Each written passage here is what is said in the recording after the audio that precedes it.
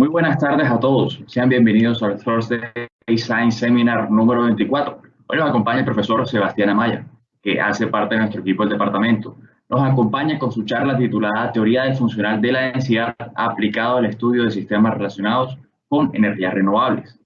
El profesor Sebastián Amaya Roncancio es ingeniero físico de la Universidad Nacional de Colombia y doctor en física de la Universidad Nacional de San Luis de Argentina.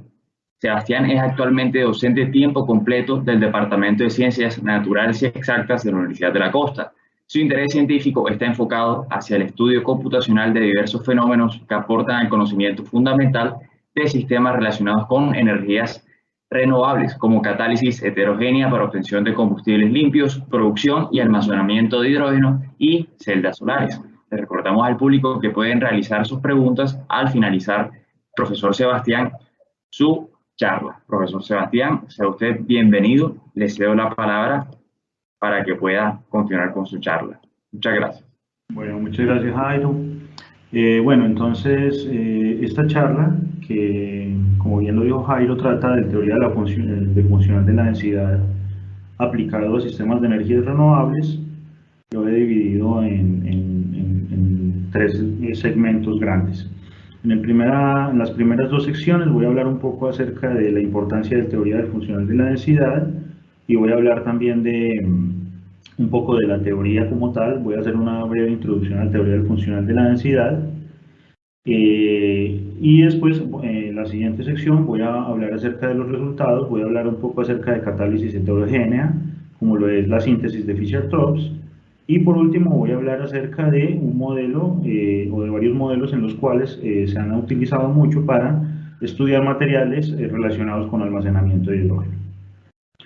Bueno, entonces esta primera diapositiva yo la he querido mostrar porque se puede ver cómo desde el año 1990 el número de publicaciones relacionadas con teoría del funcional de la densidad ha crecido exponencialmente. ¿Qué quiere decir eso? Quiere decir que se ha podido ver a través de los años y se ha podido reconocer el valor de tener un sustento teórico de cómo es que se comportan los materiales a escala electrónica, y eso, digamos, ha generado mucha validación, tanto desde el punto de vista experimental como desde el punto de vista teórico, dado que con esta teoría pues, se ha podido hacer una gran cantidad de predicciones. Y bueno, aparte de algo muy interesante es que también ha crecido mucho el estudio computacional de lo que se conoce como Machine Learning. Entonces, casi que después del año 2000 ha crecido abruptamente, y digamos que en los últimos años se ha generado como prácticamente que el número de publicaciones ya ha superado al estudio de materiales. Entonces, ¿qué es lo que ocurre? Que con este Machine Learning se ha generado una especie de nueva sinergia, porque ahora lo que se está haciendo es aplicando ese Machine Learning al estudio de materiales con diferentes métodos, entre ellos la teoría del funcional de la densidad, y ahora se está generando una nueva rama de conocimiento, la cual lo que hace es aplicar el conocimiento o la toma de decisiones y la inteligencia artificial a la predicción de todos estos métodos numéricos. Entonces, por ejemplo, acá se puede ver cómo esta pequeña línea amarilla va creciendo, mostrando, digamos, que en los próximos años la conjunción de estas dos áreas de trabajo va a generar una nueva explosión en el estudio de materiales. Bueno, en esta diapositiva tenemos, digamos, lo que son los diferentes modelos multinivel, todo lo que son los estudios computacionales y simulaciones y modelos numéricos que tratan o que estudian el comportamiento electrónico de la materia. Aquí tenemos, por ejemplo, en el lado izquierdo, diferentes modelos en esta escala, o en esta pirámide o en esta torre. En la base tenemos los modelos que son más completos, es decir, los que dan unas mejores descripciones electrónicas, y a medida que vamos subiendo vamos perdiendo, digamos, exactitud. Entonces lo que pasa es que si bien yo puedo utilizar modelos que pueden ayudar mucho a la exactitud de mi sistema, esos modelos también son muy complicados de utilizar. Es decir, la implementación computacional de esos modelos se hace muy compleja. Entonces, a medida que voy subiendo, tengo modelos como el modelo DFT, que es el modelo de teoría funcional de la densidad, que son modelos que sacrifican un poco de exactitud, pero que son computacionalmente mucho más implementables, es decir, que computacionalmente son mucho más fáciles de implementar. Entonces, lo que ocurre con esos modelos es que al tener la posibilidad de ser, digamos, tan asequibles a su implementación, se han utilizado y se han venido utilizando cada vez más. Tanto así que, bueno, aquí ya pasaríamos a la imagen de la derecha, en la cual se puede ver cuáles son los modelos que han sido utilizados en los últimos años. Por ejemplo, el modelo de Hartree-Fock, que ha sido un modelo, que es un modelo que digamos fue el que inicialmente se utilizó en teoría para estudiar modelos electrónicos, y cómo a partir del 2018 el uso de teoría funcional de la densidad ha ido incrementándose. Tanto así que se espera que para el año 2043, es decir, en los próximos 15 años y más, lo que más se va a utilizar van a ser teoría del funcional de la densidad y teoría del funcional de la densidad a bajo costo para hacer predicciones de materiales de alrededor de miles de átomos. Entonces uno dice, bueno, si la teoría funcional de la densidad ha venido siendo, digamos, o ha generado tanto impacto en el estudio de materiales en la ciencia, si el teoría funcional de la densidad se está mezclando ahora con el machine learning, y si el teoría funcional de la densidad es tan maleable como para generar o como para decir que las predicciones hacia los años futuros dicen que va a ser el modelo, digamos, o los modelos más utilizados, entonces vale la pena, digamos, aprenderlo y utilizarlo. Y digamos que cuando uno estudia ciencias, uno tiene que reconocer o tratar de ver cuáles son las técnicas que más se van a utilizar. Entre ellas, pues, bueno, va a ser, digamos, el teoría funcional de la densidad. Ahora, ¿por qué el teoría funcional de la densidad? Como les venía diciendo, fíjense que el costo computacional de estas teorías es el más bajo de todos los modelos que pueden existir. Ahora, es cierto, uno sacrifica un poco lo que es la exactitud. Sin embargo, la ventaja que tiene la teoría funcional de la densidad es que cuando uno aplica unas pequeñas correcciones al modelo, la exactitud de ese modelo puede incrementarse mucho sin necesidad de sacrificar ese costo computacional. Entonces, por eso es que es tan interesante y por eso es que tiene, digamos, todas estas perspectivas. Y estos modelos, bueno, lo que en general hacen es tratar de resolver esta ecuación de onda, que es la ecuación, digamos, de la mecánica cuántica, una de las ecuaciones más conocidas de la mecánica cuántica, y bueno, y a partir de ello obtener el comportamiento electrónico de la materia, de cualquier sistema que yo quiera estudiar. Bueno, la teoría funcional de la densidad se inventó en el año 64, realmente fue propuesta por Jochen Kohn en el año 64 en su teoría, y en el año 65 el mismo Walter Kohn y este personaje Cham lo que hicieron fue proponer una manera en la cual de manera práctica se podía aplicar esta teoría funcional de la densidad. Entonces, estos dos papers, cuando fueron publicados, realmente fueron muy buenos, pero en esos años la computación no estaba tan desarrollada como para implementarlos, así que se esperó hasta el 98 cuando se empezaron a generar ya software mucho más completos de teoría funcional de la densidad para hacer esta descripción, que se reconoció ese verdadero potencial, y bueno, a Walter Kohn, que es este personaje aquí, le dieron el premio Nobel de Física.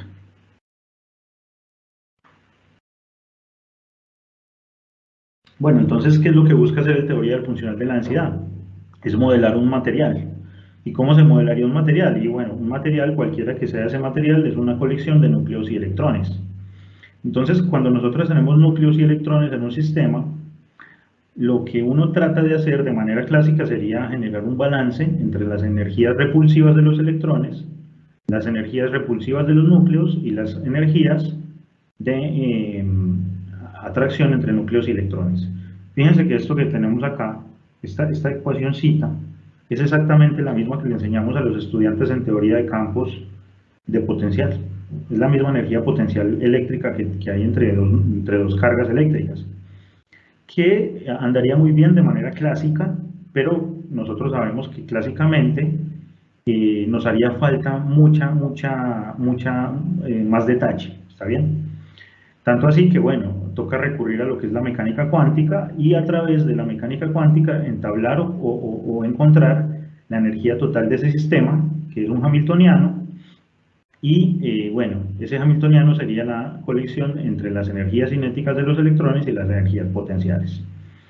Ahora, fíjense que si yo quisiera hacer una expresión de energía que me diera cuenta de todas las interacciones que existen, me quedaría algo así tan grande como esto que tenemos aquí abajo, donde tenemos la energía cinética de los electrones, la energía electrón con núcleo, la energía entre electrones y después todas las energías del núcleo.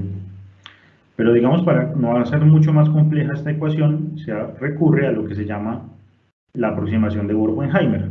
Esa aproximación lo que dice es que si el núcleo es 1800 veces más pequeño que un protón, entonces la energía cinética de los núcleos, en comparación con la energía cinética de los electrones, se hace muy pequeña. Y todos estos términos de acá, pues ya no los voy a necesitar. Entonces esta gran ecuación tan grande se me convierte en una ecuación mucho más pequeñita, que es esta que tiene solo 3 términos. Y a esta sí le puedo aplicar mecánica cuántica, ¿no? Bueno, la mecánica cuántica sería aplicar una función de onda a ese hamiltoniano que consta de estos 3 términos y con ella encontrar la energía y la función de onda. Recordemos que esa sería, digamos, la idea de la mecánica cuántica, ¿no? El problema viene que al momento de solucionar esto. La solución de esta ecuación es esta función de onda. Y esta función de onda tiene 3 dimensiones si se trata de un electrón. Si se trata de 2 electrones tendría 6 dimensiones. Entonces es una función de onda que se va volviendo más compleja a medida que aumentamos el número de electrones de ese sistema. Entonces, como para que tengamos en la cabeza una idea de lo que pasa aquí, miremos por ejemplo la molécula del monóxido de carbono. Si yo tuviera una molécula de monóxido de carbono que es de 22 electrones, la solución sería una función de onda de 66 dimensiones, y eso es una locura. Eso es algo que computacionalmente es muy difícil de resolver. De hecho, a mano nadie lo resolvería. Ahora, como para tener otra referencia, fíjense que si tuviéramos un clúster de 100 átomos de platino, que es algo tan estudiado en la ciencia, yo necesitaría resolver esta ecuación y necesitaría una función de 23.000 dimensiones. Y eso pues es, digamos, imposible. Eso sería imposible. Así que bueno, a partir de ahí se generó lo que sería el modelo Hartree-Fock, en el cual ese modelo lo que requiere como solución es decir que la ecuación de onda de muchos cuerpos es la combinación de muchas ecuaciones de onda de cuerpos individuales. Bueno, cuando yo aplico o resuelvo, digamos, o aplico el principio variacional a ese hamiltoniano, me surgen estos 3 términos de acá. El primer término es el de energía cinética y de energía potencial. El segundo es el de energía entre electrones. Y este tercer término es un término que surge de la mecánica cuántica, que se llama el término de intercambio. El término de intercambio surge a partir del principio de exclusión de Pauli, en el cual los electrones no pueden estar en un mismo orbital. Entonces, si ellos están en 2 niveles diferentes de energía en el mismo orbital, al momento de cambiar, o al momento de uno subir a ese nivel de energía, el otro baja. Bueno, este término es realmente muy complejo de entender y también es muy complejo de calcular. Pero lo importante de esto es que existe y que ya había una manera de ver desde el hamiltoniano convencional cómo existían unas interacciones que venían de la mecánica cuántica. Así que bueno, cuando uno minimiza esta expresión, obtiene un set de ecuaciones, este set de ecuaciones, en los cuales, bueno, tiene la energía cinética de los electrones independientes, tiene el potencial de los electrones con los núcleos, tiene las interacciones de tipo Coulomb de energía electrón-electrón y tiene la energía de intercambio. Y con esto pues ya casi que es mucho más fácil de resolver, porque resolver la ecuación para cada uno de los electrones y después combinar las funciones de onda para obtener la función de onda total del sistema. Entonces es como una pequeña vuelta de rosca que se le da al problema para resolverlo de otra manera. Entonces es algo que se llama un método de cómputo consistente. ¿Por qué? ¿Por qué? Porque uno primero propone unas funciones de onda. Con esas funciones de onda resuelve la integral de intercambio y la integral de Coulomb. Cuando ya tiene eso, que le vamos a llamar el potencial de Hartree, lo mete uno al hamiltoniano y resuelve la ecuación de onda. De aquí, de esta ecuación de onda, uno obtiene una función de onda. Y fíjense que la solución es exactamente algo que yo le di al principio. Entonces, si la solución y mi propuesta inicial son iguales, yo digo que llegué a algo que se llama la autoconsistencia. Si no, vuelvo y alimento la ecuación hasta que me da mi resultado. Entonces, fíjense, acá está. La ecuación de onda entra, con esto resuelvo el potencial de Hartree, con el potencial de Hartree resuelvo la ecuación de onda, y con la ecuación de onda obtengo las funciones de onda. Si la función de onda que me da esta solución es igual a la función de onda que yo obtuve o que propuse al principio, calculo las propiedades del sistema. Y si no, bueno, vuelvo y con esta solución alimento de nuevo el hamiltoniano y lo hago iterativamente tantas veces como sea posible hasta que en algún momento el sistema va a converger a un punto, y ese punto pues va a ser cuando las funciones de onda sean iguales. Entonces hasta ahí todo muy bonito, hasta ahí todo muy interesante, pero este método tiene un problemita, y es el siguiente. Fíjense que la función de onda es una sumatoria de muchas funciones de onda. Entonces, entre más funciones de onda yo utilice, o entre más coeficientes de esta sumatoria yo utilice, pues voy a tener una solución más completa. Pero eso va a hacer que el cálculo sea mucho más difícil de manejar, por un lado. Y por otro lado, si bien yo tengo interacción, no tengo lo que se llama la correlación, las energías de correlación. ¿Qué son las energías de correlación? Bueno, las energías de correlación son las energías que se producen al momento de yo tener un cambio en los electrones del sistema. Por ejemplo, si yo tuviera 10 electrones en mi sistema, ellos se acomodan de una manera. Si yo saco un electrón de ese sistema, los 9 electrones que quedan se tienen que reacomodar para poder suplir la vacancia del electrón que se fue. Y esa energía, desde el punto de vista cuántico, es muy importante. ¿Por qué es tan importante? Porque fíjense que las energías de intercambio y correlación, si bien no son el 10% de la energía total, al momento de yo describir un enlace químico, son el 90% de la energía de ese enlace. Entonces, si yo quiero hacer una descripción completa de las energías de un sistema, necesito tener una buena descripción de las energías de intercambio y correlación.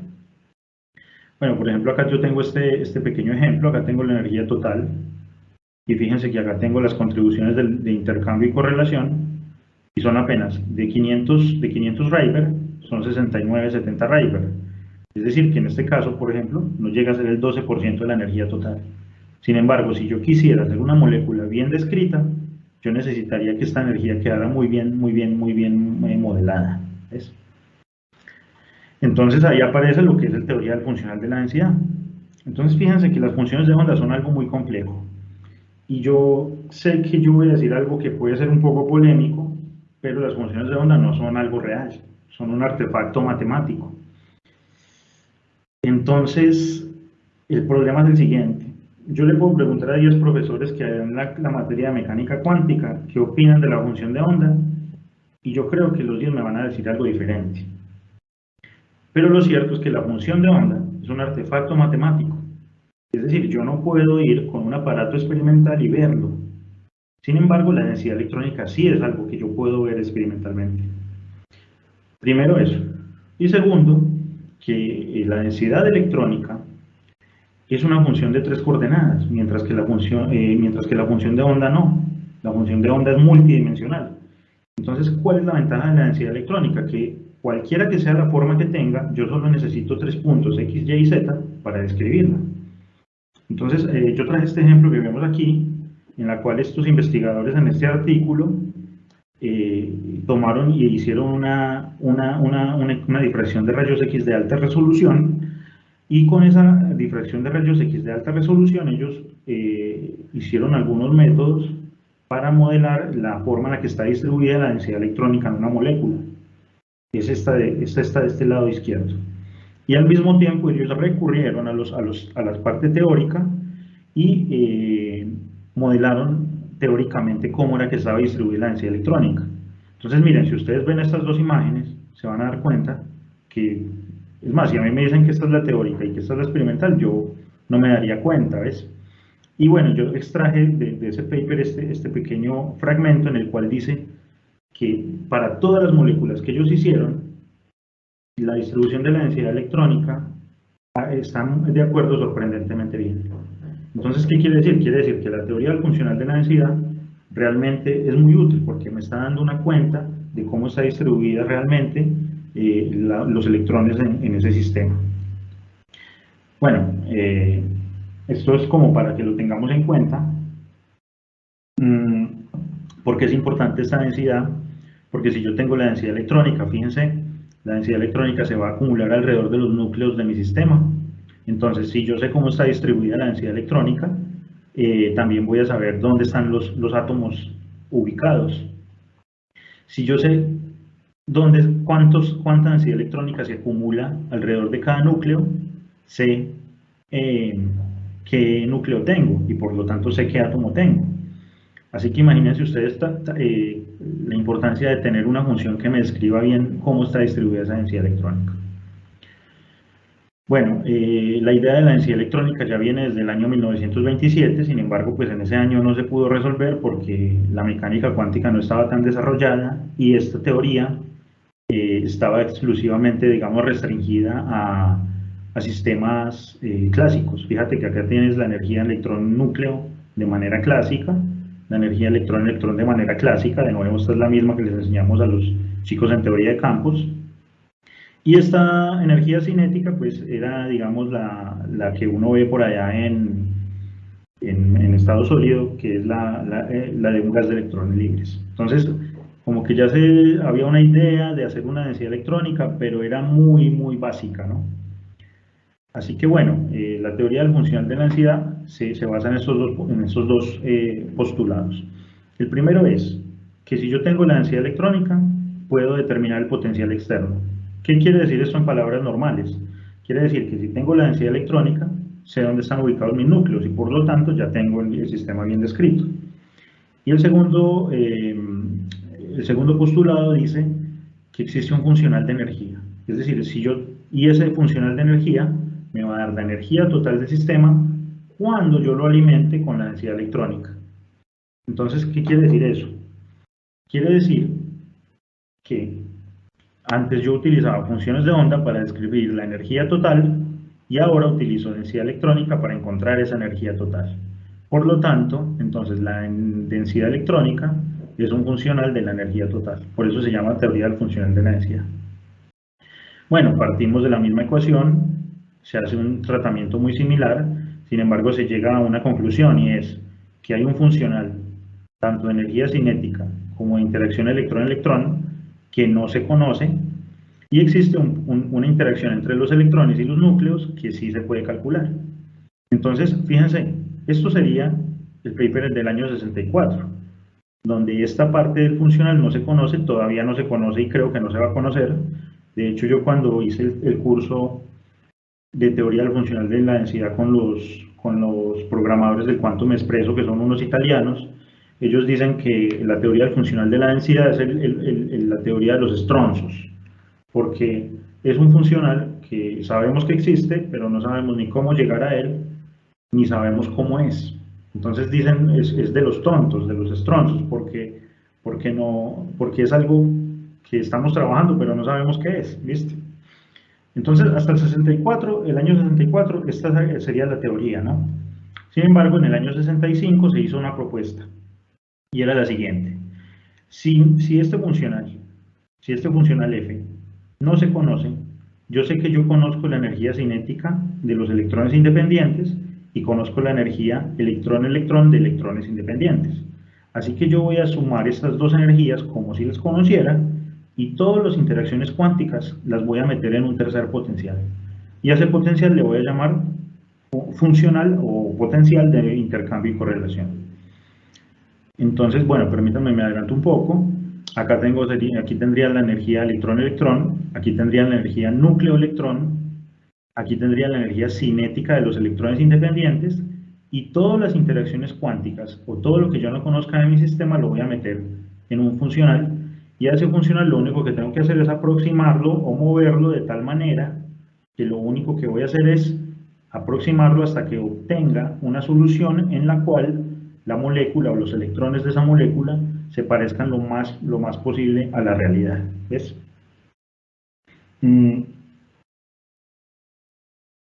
Y otra cosa muy importante es que fíjense que aquí este término está o depende de la densidad electrónica, este término depende de la densidad electrónica y este término pues no depende de la densidad electrónica. Sin embargo, depende de funciones de onda de electrones independientes, lo cual es más fácil de manejar, ¿ves? Y este término pues depende de la densidad electrónica. Este término de intercambio y correlación no lo voy a mencionar mucho el día de hoy, sin embargo hay métodos teóricos claros para obtenerlo y están muy bien determinados y coinciden muy bien con la realidad. Bueno, cuando uno minimiza este funcional te da estas ecuaciones. Fíjense que son muy similares a las que teníamos en el caso anterior. Sin embargo, este depende de la densidad, este depende de la densidad y este depende de la densidad. Este no. Entonces, bueno, ahí surge lo que se llamaría, antes de eso, bueno, estos tres términos los voy a agrupar en un solo término que se llama el potencial de Kohn-Sham por el paper que vimos. Y fíjense que este problema se convierte nada más que en una ecuación de onda de un electrón independiente metido en un potencial externo. Y esto lo resolvimos en mecánica cuántica 1. Esto es algo que se puede hacer a mano y se puede hacer mucho más fácil con álgebra lineal y con computadoras. Entonces, eso es lo que hizo el boom de la mecánica, de la teoría del funcional de la densidad, porque esto en un computador es muy fácil de resolver, ¿ves? Bueno, aquí está la teoría, es muy similar a lo anterior, pero en este caso ya no son funciones de onda sino densidad. Con la densidad armo el potencial lo introduzco en el hamiltoniano, con el hamiltoniano encuentro las funciones de onda, con las funciones de onda encuentro la densidad, y si la densidad de salida y la densidad de entrada son iguales, entonces ya paro, y si no, vuelvo y alimento la densidad electrónica de nuevo al principio y hago eso de manera iterativa, por eso se llama método de campo autoconsistente. ¿Y con esto qué obtengo? Bueno, con esto obtengo la energía total de mi sistema, la energía total de mi sistema. Fíjense que esto lo que me da es la energía total, ¿no? Ahora, un físico en general que si vos le dices la energía total de un sistema, entonces el físico te va a decir, pues no me sirve para nada. ¿Por qué? Porque la energía de un sistema no tiene significado si esa energía no tiene una referencia. ¿Está bien? Entonces, ¿cómo utilizaría uno DFT? Fíjense, por ejemplo, en este caso, yo tengo una reacción química. Voy a tomar esta reacción química como ejemplo. Fíjense que yo tengo el compuesto A y el compuesto B. Si yo a ese compuesto A y a ese compuesto B le entrego energía o le saco energía, eso va a generar una transición y va a permitir que A y B se conviertan en la molécula AB o en el compuesto AB, cualquiera que él sea. Entonces, lo que uno dice es, bueno, está bien, entonces ese cambio en energía yo lo voy a introducir en la ecuación de la misma reacción, porque hace parte de la reacción. De tal manera que el compuesto A más el compuesto B más el cambio en energía me dan ese resultado, ¿no? Entonces, esto yo lo puedo tratar casi que matemáticamente. ¿Por qué? Porque si yo tengo ese compuesto, la variación de energía en ese sistema va a ser igual al sistema final menos cada uno de los componentes iniciales. Y esto sí que lo puedo hacer con teoría del funcional de la densidad. ¿Por qué? Porque puedo calcular la energía total del sistema AB, puedo calcular la energía total del sistema A y puedo calcular del sistema B. Entonces, si yo resto estas tres energías con teoría del funcional de la densidad, yo puedo saber cuánta energía requiero para formar una molécula o para desarmar una molécula. ¿Ves? Y esto se le llama energía de reacción normalmente en química. Bueno, uno metiéndole un poco más de física al asunto, uno puede decir que está haciendo una comparación de estados. Uno toma la energía del estado inicial, uno toma la energía del estado final y la resta. Entonces es casi como una entalpía, ¿ves? Porque es una función de estado de energía. Lo que pasa es que como la teoría del funcional de la densidad está a 0 Kelvin, esa energía no corresponde exactamente a la entalpía, pero se le puede considerar una energía libre de reacción, ¿ves? Entonces por eso está tan interesante, porque entonces ya a partir de mis cálculos yo puedo recurrir o aproximarme a problemas en los que un experimental sí tiene la posibilidad de ver y entender cómo es que esos resultados operan, ¿ves? Bueno, aquí yo lo puse en forma de termodinámica. Fíjate que esta energía la puedo tomar como el potencial químico para extraer una molécula de mi reservorio. Eso, pues, digamos, ya lo podemos conversar al final si quieren, pero lo que quiero decir es que Ya una vez que tenga la energía de un sistema, puedo aplicar química, puedo hacer termodinámica, puedo hacer lo que yo quiera, ¿no? Entonces, bueno, ahí es donde yo ya me había puesto a analizar un poco el tema de las energías renovables. A mí me parece, pues siempre pensé que la idea principal del conocimiento pues, es resolver problemas. Y bueno, la verdad es que ahora tenemos un grave problema y es el cambio climático.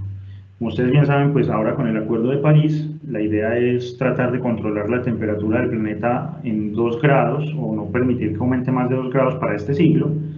Y la propuesta inicial es reducir las emisiones de dióxido de carbono y apoyarse en energías renovables. Esa sería, digamos, la propuesta inicial.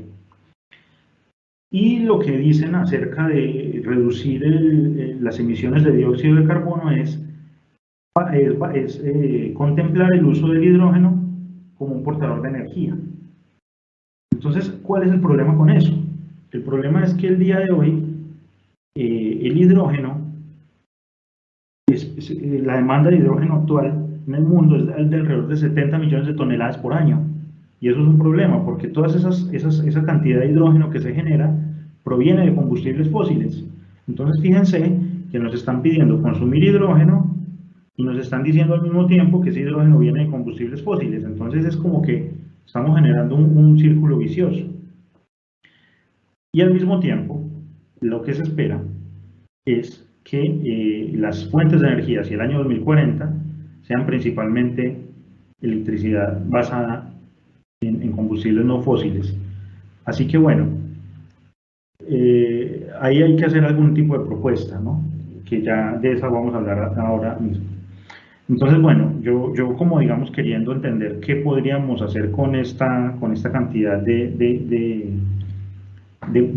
combustible perdón, de residuos o de dióxido de carbono, me he dedicado a estudiar modelos en los cuales por medio de catálisis heterogénea se puede reconvertir el gas de monóxido de carbono con hidrógeno para generar combustibles.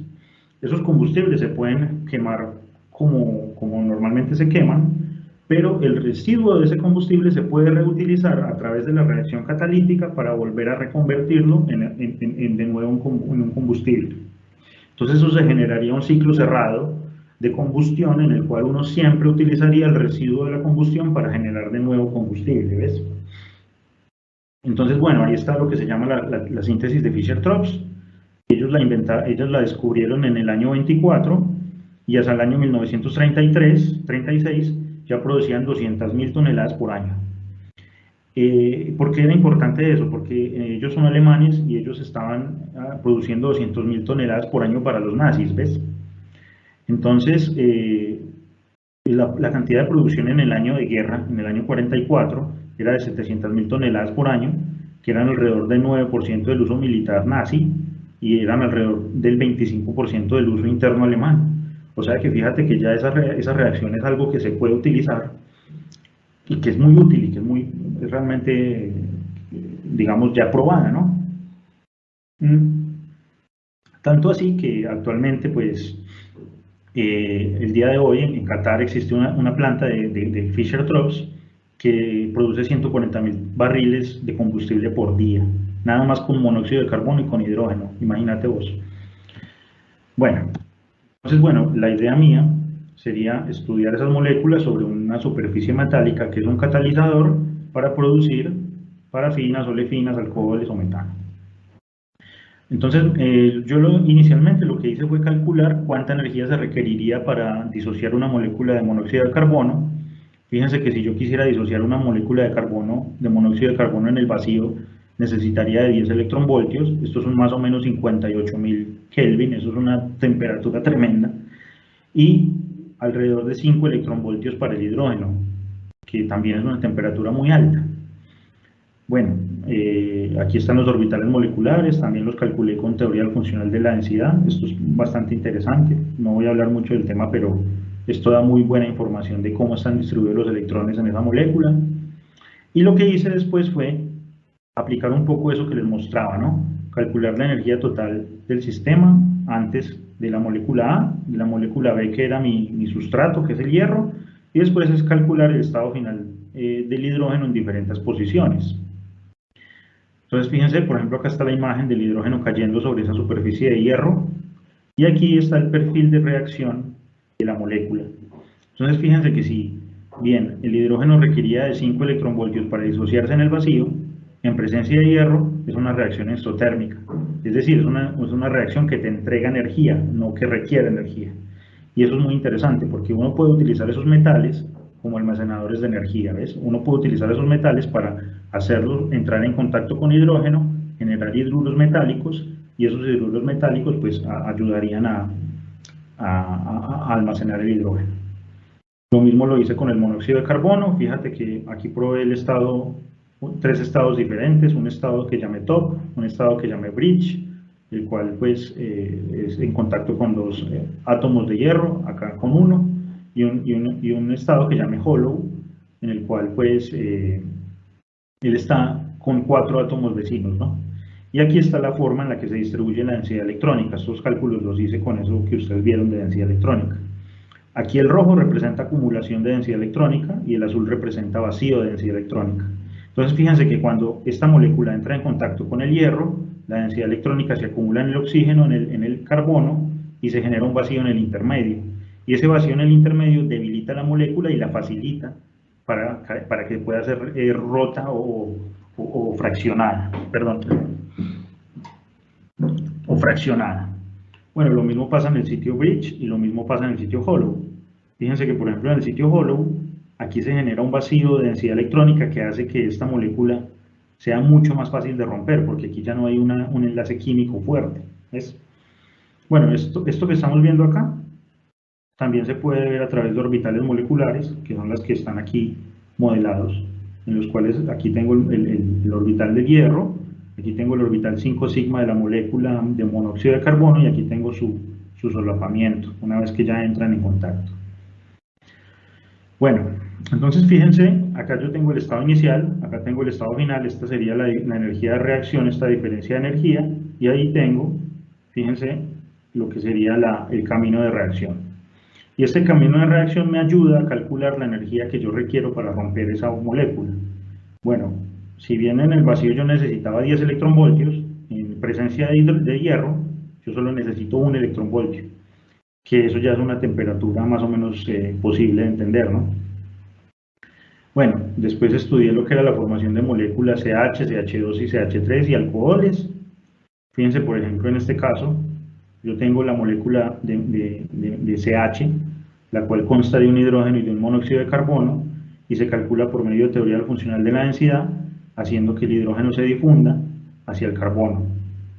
Esta reacción es endotérmica. Aquí hay unas energías de las cuales no voy a mencionar mucho porque también hice algo que les quiero mostrar al final. Lo mismo para la molécula de CH2, fíjense.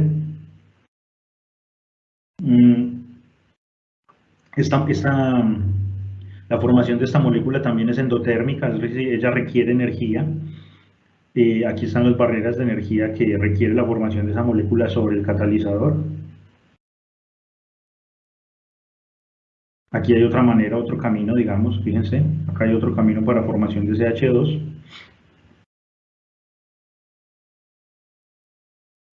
Aquí hay un tercer camino, fíjense aquí, esto ya sería formación de CH3, en el cual el hidrógeno y la molécula de CH2 se difunden sobre la superficie para formar esa molécula de CH3. Fíjense que ya ahí estoy a un hidrógeno de CH4 y estoy formando metano a partir de monóxido de carbono e hidrógeno, que son 2 residuos de reacciones químicas petroleras, ¿ves? Y esta reacción es exotérmica, es decir, me entrega energía. Fíjense que tiene valores negativos. Ahora, hasta ahí todo muy bien, pero también tenía que calcular otros tipos de moléculas como parafinas. Fíjense, aquí me dice que es una reacción endotérmica que tiene una barrera de 0,9 electronvoltios. Ahí está el camino de reacción, fíjense.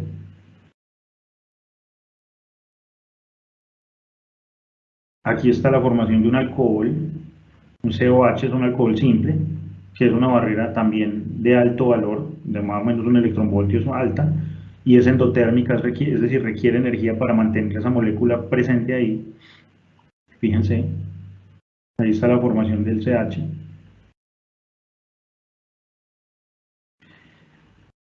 Aquí hay un alcohol un poquito más complejo,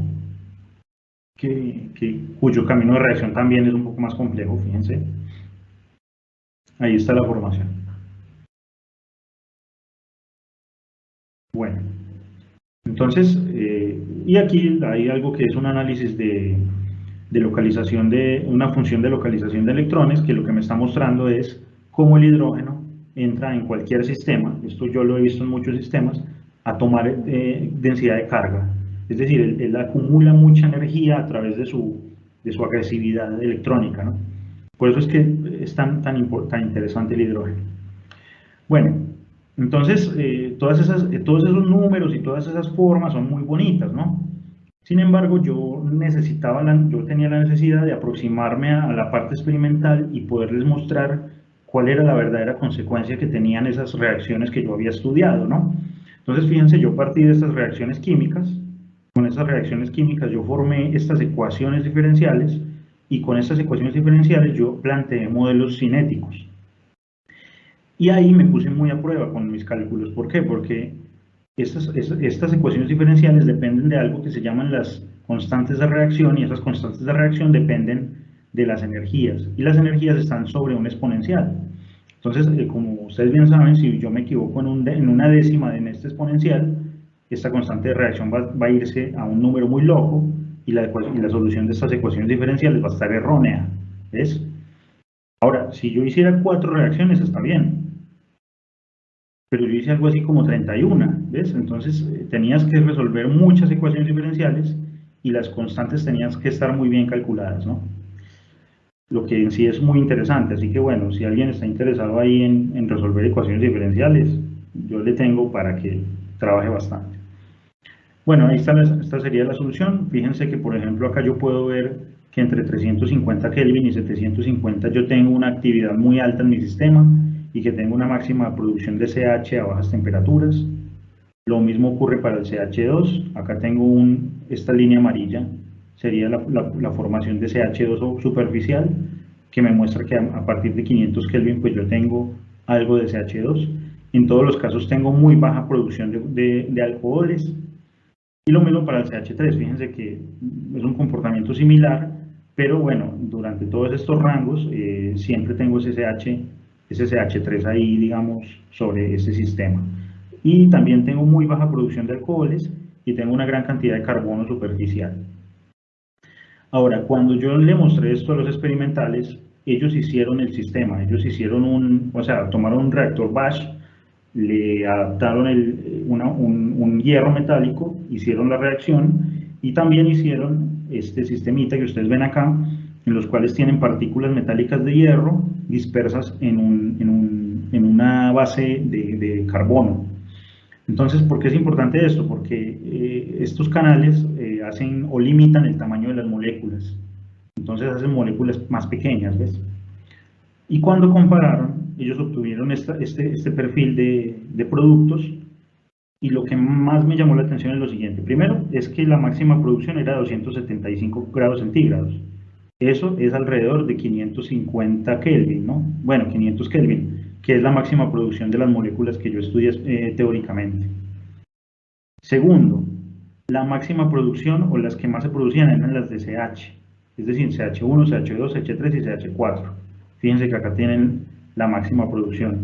Y esas son las máximas que yo tengo en estas 3 diapositivas. Y por último, el que menos se formaba era un alcohol. Y fíjense que en mi sistema el que menos tiene es un alcohol. Entonces ahí se comprobó de manera experimental que a través de DFT sí se podía, digamos, hacer una predicción de cómo se comportaban las moléculas en un sistema de tipo Fischer-Tropsch. Bueno, ya para terminar, les quería hablar un poquito acerca del hidrógeno verde. Ustedes ya muy bien saben, yo creo que saben más que yo de esto. La opción para obtener el hidrógeno verde es a través de electrólisis, cuya energía proviene de fuentes renovables como la eólica o la solar. ¿Ves? Entonces, ¿qué es lo que ocurre? Miren, por ejemplo, yo traje de la página de la Cancillería alemana estas 2 infografías. Fíjense que aquí hay un mapa de densidades de los lugares que tienen mayor potencial de producción de energía solar en Latinoamérica. Fíjense, está Brasil, aquí era donde yo vivía en Argentina, alrededor de lo que se llama el Cuyo argentino, y fíjense el norte de Colombia. El norte de Colombia tiene un gran potencial de producción de energía solar. Ahora, este sería el de producción de energía eólica. Fíjense que de nuevo está el Amazonas, parte de Colombia, pero la que mayor densidad de producción o de potencial de producción de energía eólica tiene, de nuevo, el norte de Colombia. Entonces, por eso yo decía en la otra charla del profe Jaime, de la profe de la de los Andes, que yo creo que el norte de Colombia es una potencia de energía renovable. ¿Por qué? Porque tiene el mayor potencial para generar energía solar y el mayor potencial para generar energía eólica. Y eso no lo tienen todos los lugares en Latinoamérica, solo el norte de Colombia. Sin embargo, bueno, hay un país que por ahí es un poquito más organizado, que es Chile, que bueno, que ya espera hacia el 2030 empezar a producir hidrógeno verde.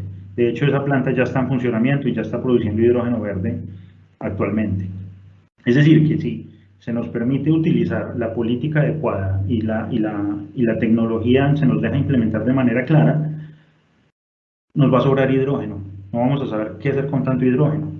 Así que lo vamos a tener que exportar. El problema es que, bueno, el tema del hidrógeno es que el hidrógeno tiene que ser almacenado. Y para almacenar un gas uno requiere de compresores. Y el problema de los compresores es que los compresores toman energía. Entonces vos no podés almacenar energía en hidrógeno y después gastártela en compresores, eso sería una tontería. Y de hecho es tan importante el problema que si no se resuelve, el hidrógeno no va a poder ser una energía alternativa.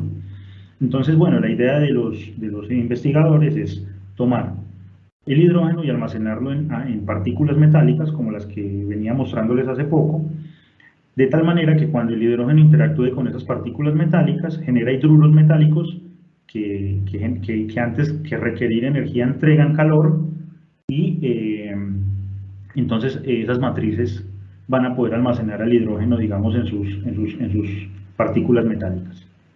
Entonces, bueno, yo hice el estudio, lo hice para níquel, yo lo hice alrededor del 2017-2018, este paper es del 2018, y bueno, aquí tenemos el hidrógeno sobre el material metálico en bulk, y aquí tenemos el hidrógeno sobre la partícula metálica.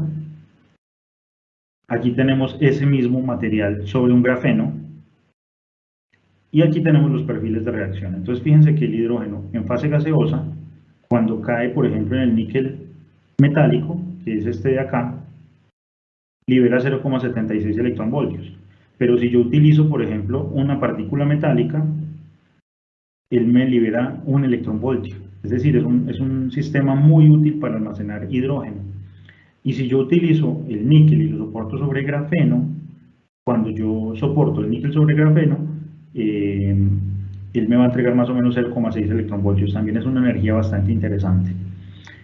Ahora, el estudio electrónico de esto lo que me dice es lo siguiente. Fíjense que cuando el hidrógeno cae en la partícula metálica se acumula densidad electrónica alrededor del hidrógeno, y cuando yo saturo de hidrógeno esa partícula metálica, la partícula metálica puede suplir la densidad electrónica que requieren los hidrógenos, pero aparte el grafeno ayuda a suplir esa densidad electrónica para que la partícula siga almacenando el hidrógeno hasta donde pueda, ¿no? Bueno, cuando habíamos visto esto, ¿no? Yo hablé con la gente de la Universidad de Córdoba en el postdoctorado que había hecho allá. Ellos hicieron de nuevo este sistema. Esto no lo hizo pues el otro chico, sino que este le hizo la gente de la Universidad de Córdoba. Estas son partículas de níquel soportadas en una matriz de material de carbono, y ellos hicieron algo que se llama una isoterma de absorción. ¿Qué hace la isoterma de absorción? Aumenta la presión de hidrógeno y después lo libera. Entonces, ellos hacen eso en presencia del material que crearon. Ellos metieron ese material en hidrógeno, aumentaron la presión de hidrógeno y después disminuyeron la presión de hidrógeno y vieron cuánto hidrógeno se había almacenado. Y bueno, fíjense que, por ejemplo, este material rojito sería el material, un tipo de material de níquel no activado, pero cuando hicieron el mismo sistema con un material de níquel activado, la energía de absorción, la cantidad de hidrógeno que se absorbió en el material se compara con un material tipo CMK3, que es un material que se conoce mucho para almacenamiento de hidrógeno. Entonces, ahí como que también se comprobó experimentalmente que estos materiales de níquel se podían utilizar para almacenar hidrógeno en partículas dispersas, ¿no? Y bueno, digamos que eso sería lo que yo más que todo me dedico. Así que bueno, yo no quería hablar mucho más que eso, me parece que espero que hayan entendido un poco lo que hago, espero no haberlos aburrido mucho. Estoy muy ansioso por ir allá a Barranquilla, poder interactuar un poco, ojalá poder hacer vínculos académicos. Yo tengo toda la disposición para que trabajemos juntos cuando quieran, yo no tengo ningún problema. Al contrario, entre más pueda colaborar, mucho mejor para mí. Así que bueno, estoy a disposición y muchas gracias por la atención. Bueno, profe, la verdad, muchísimas gracias por la súper interesante cómo la abordaste. Damos espacio al público para realizar unas preguntas. Sí, Tenemos ya por acá estas preguntas de parte del profesor Miguel, que sí, dice lo siguiente. ¿Podrías discutir un poco más de qué manera Machine Learning puede usarse con DFT y qué ventajas tiene? sí, yo sé que había dos formas. Realmente me he limitado a la lectura en ese aspecto. Pero ¿qué pasa? Resulta que actualmente se está generando mucha cantidad de información. Entonces, una forma en la que están aplicando el Machine Learning es viendo cómo se puede automatizar la toma de decisiones o con respecto a resultados. Entonces ellos toman una cantidad de resultados que han hecho con teoría funcional de la densidad, le enseñan a la máquina a ver cuáles son las mejores opciones de un material y después dejan a la máquina buscar un material de manera independiente. Esa es una. Y la otra es que le enseñan a la máquina a hacer cálculos de DFT, después le entregan un material a ella y ella misma encuentra cuál sería la forma en la que se distribuye la densidad electrónica, sin necesidad de que ella haga matemáticas, no sé bien exactamente, pero creo que es así, sin necesidad de que ella haga una matemática exactamente como la que les mostré, sino que ella de alguna manera aprende a encontrar soluciones, ¿viste? Yo de Machine Learning no sé mucho, pero es lo que leí. Perdona ahí, Miguel, si no te doy una respuesta muy específica. Aquí complementando, para terminar la participación de Miguel, adiciona que la animación de la formación de los enlaces moleculares corresponde a algo que ocurre realmente o es solo diferentes momentos de proceso de minimización de la energía. No, claro, mira, por ejemplo, cuando yo hago este modelo de acá, cuando por ejemplo este modelito de acá, lo que hace es encontrar un punto de mínima energía a través de la superficie de energía potencial del sistema, ¿ves? Entonces, lo que realmente está haciendo este sistemita no es algo dinámico, no. Es tomando una foto en cada punto de mínima energía a través del cual él pudo estar. Entonces, ponerle en la segunda imagen, por ejemplo, la última imagen es un punto de mínima energía, la segunda imagen es un punto de mínima energía y así sucesivamente. Después yo agarro con todos los cálculos independientes, los uno y formo esa película que tú puedes ver ahí. Lo que sí es que para yo obtener cada uno de esos puntos hay unas reglas específicas que tiene que cumplir el sistema y es un método. Es decir, esos puntos no son al azar, son puntos que están enmarcados en un método real que requiere que yo pueda obtener esas imágenes. Es un método que se llama método de bandas elásticas y sirve para calcular los perfiles de reacción de reacciones químicas de cualquier tipo.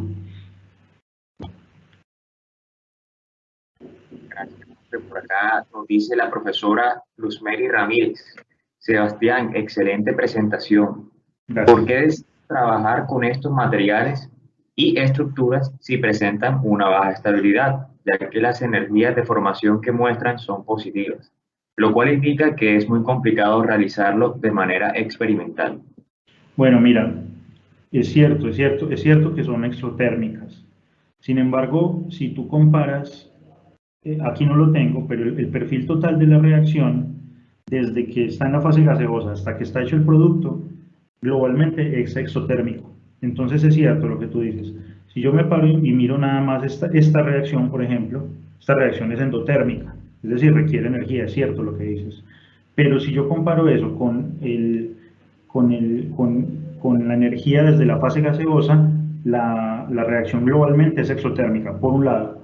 Y por otro lado, realmente yo lo hice porque yo quería tener un panorama completo de la reacción química. Entonces yo hice todas estas reacciones que tú puedes ver ahí y yo quería saber cuál de ellas podía o no podía sobrevivir en ese ambiente, ¿no? Y por eso fue que hice esto acá. Porque si bien uno, desde el punto de vista de la energía, puede parecerle que algunas moléculas están o no más favorecidas, al momento de uno resolver esto de manera, digamos, desde el punto de vista de ecuaciones diferenciales, uno puede ver realmente o aproximarse mucho más a la realidad y ver cuáles son las que realmente pueden sobrevivir, ¿no? Quería tener un panorama más completo, es cierto, es cierto. Puede ser que algunas sean muy o requieran de mucha energía y no se formen, pero alguien lo tiene que investigar, ¿ves? Y aparte, bueno, en ese camino ve uno que hay otras que sí realmente sobreviven y que se favorecen en la reacción química, ¿ves? Está buena esa pregunta, muy buena pregunta, gracias, profe. Aquí, Luzmeri, para cerrar su participación, adiciona que cuáles fueron los criterios computacionales y estructurales que usó para escoger las posiciones de absorción. Ah, ya. No, mira, por ejemplo, en estos sitios de absorción que había analizado son, eh, son sitios ya digamos, muy conocidos de esta superficie. Aquí yo, por ejemplo, tomé una superficie de hierro. Esa superficie de hierro, como ves, tiene una simetría cuadrada en la superficie. Entonces, uno solamente tiene 3 puntos de interacción. Este sitio top, uno prueba la energía. Fíjate que es una energía negativa, quiere decir que esa energía pues, se favorece para la molécula de monóxido. Después está el sitio bridge, en ese cuadradito, es cuando la molécula interactúa con dos moléculas, con dos átomos superficiales, también me da una energía negativa. Y después el sitio hollow, en el cual tengo 4 sitios o cuatro hierros vecinos, y bueno, también me da negativa. Entonces, digamos que son sitios ya muy dependientes de la simetría de ese sistema y que ya se han conocido bastante. Digamos, cuando yo empecé esta presentación, digamos, perdón, esta investigación, ya eran sitios como que en la literatura se refería mucho a probarlos, a utilizarlos para ver si eran muy dependientes de la molécula que uno iba a utilizar. En mi caso se dieron esos. Si yo hubiera utilizado otra molécula, puede ser que hubieran sido unos sitios diferentes. Pero bueno, digamos que en este caso fueron estos que eran los más simétricamente posibles o más conocidos. Muy buena pregunta, profe, mil gracias. Carolina, la profesora Carolina dice: felicitaciones, muy lindo trabajo. ¿Podrías explicar, por favor, las implicaciones de tener un hollow entre densidades electrónicas?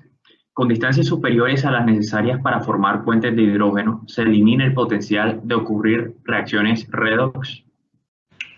Esa pregunta es muy específica. Pero lo que pasa es lo siguiente, mira, si tú tienes una distancia muy grande entre el sitio de absorción y la molécula, no vas a tener esta acumulación de densidad electrónica tan específica. ¿Y por qué esta acumulación de densidad electrónica es tan favorable? ¿Por qué? Porque se acumula alrededor del carbono y se acumula alrededor del oxígeno. Entonces, ¿eso qué es lo que genera? Eso genera una vacancia en el intermedio de los dos átomos que facilita la disociación. Entonces, si se aleja mucho de esa molécula, si se aleja mucho del mejor sitio de absorción, que como vos lo has dicho es el hollow, entonces la disociación va a requerir mucha más energía. ¿Ves? Por eso es que es ese el caso tan particular. Y si tú utilizaras tipo como interacciones de Van der Waals, esas interacciones van a hacer que la molécula quiera volver a la superficie, pero no van a tener un efecto pesado ni importante en la reacción, es decir, en la disociación no van a tener a mi parecer no van a tener un efecto. ¿Por qué? Porque fíjate que es una interacción muy local, es una interacción netamente electrónica, y las interacciones de largo alcance, como la de Van der Waals, son más tipo dispersivas, ¿no? No afectan mucho la distribución electrónica. Entonces ahí me parece que sí o sí es necesario utilizar un catalizador tipo hierro como el que ves ahí. Mil gracias, profe, por la pregunta. Gracias. Por acá Iván nos comenta lo siguiente, muy interesantes las aplicaciones de la teoría de FT. ¿Cuál considera usted desde su experiencia que será la tecnología energética más utilizada en el futuro? Hidrógeno, eólica, solar. Bueno, mira, aquí hay un tema muy interesante. Yo no sé si ustedes recuerdan esa pelea que hubo cuando se generó la energía, lo que era la corriente alterna y la corriente directa, ¿viste? Ahí hubo como una pelea, ¿viste? Una pelea económica, una pelea industrial. Yo creo que actualmente estamos en algo muy similar. Yo creo que actualmente las empresas, las industrias están buscando o están viendo cuál es la energía que sea más amigable con el ambiente, pero que sea la que más plata da, ¿ves? Es decir, la que produzca el hidrógeno de manera industrial, o la que produzca las celdas solares de manera industrial más eficientes y que generen mayor corriente, o la que genere la energía eólica más rápidamente y más fácil de obtener. Entonces, ¿qué creo yo? Yo creo que hay tres posibilidades. La primera es que se generen sistemas catalíticos de alta producción de hidrógeno de manera industrial. Creo que eso tiene que pasar. Uy, perdón. Uy, perdón. O si no, creo que también se puede generar una nueva tipo de tecnologías basadas en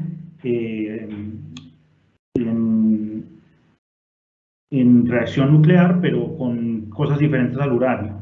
Por ejemplo, torio en sal fundida, creo que es una nueva tecnología que están probando en China, y que si llega a funcionar, bueno, ya está, se va a utilizar esa y nada más, porque va a producir energía limpia, energía nuclear atómica, y que no va a requerir, digamos, de tantos problemas, ¿no? Así que bueno, esa discusión está abierta. Yo creo que, bueno, eso está entre el hidrógeno y entre la energía nuclear limpia. Creo que alguna de esas dos va a ser la ganadora. Sí, Gracias, Iván. súper interesante a futuro.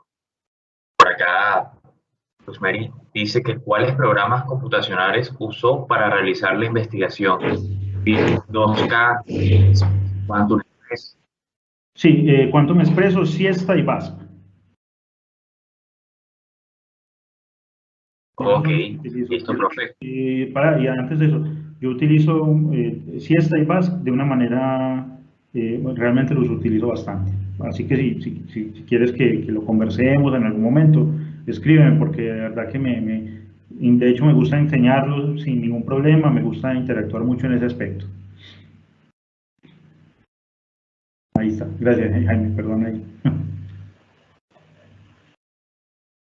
Bueno, y puede interactuar también mucho en el semillero que están coordinando y pueden hibridar ahí ese conocimiento. Perfecto. Bueno, profe, ya no tenemos preguntas por parte del público. Le cedo la palabra al profesor Carlos para que diga unas palabras. Gracias, Jairo. Buenas noches, doctor Sebastián. Buenas noches a todos. Bueno, Sebastián, primero felicitarte por la charla. De verdad que fue muy entretenida. Yo siento que tus diapositivas y la manera como tú expones tu trabajo no solo muestran un buen dominio, pero también muestran que es una persona que tiene una facilidad muy grande de compartir ideas, ¿no? Lo que nos torna esa experiencia de asistirte a hablar de tu trabajo algo muy interesante, muy chévere, mesmo para aquellos que quizá no dominen a fondo, ¿no? La temática de tu trabajo.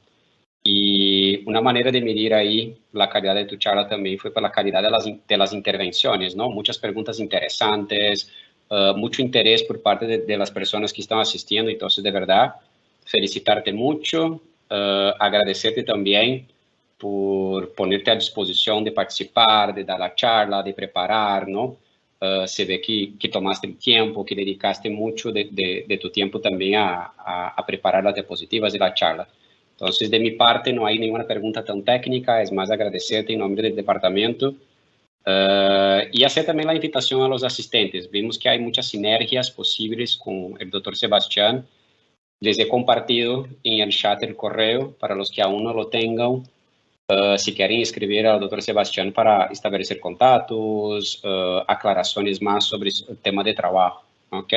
Entonces, de mi parte, de verdad, agradeciendo a todos, incluso a los asistentes también por participación.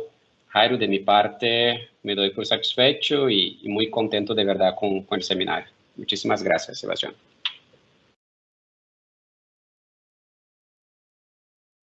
Bueno, muchísimas gracias a todos los asistentes del Thursday Design Seminar número 24. Los esperamos la siguiente semana para el 25 y muchas gracias también al profesor Sebastián por su amena charla y ese tema tan interesante. Así que nos vemos la siguiente semana. Hasta luego. Chao, profe, mil gracias.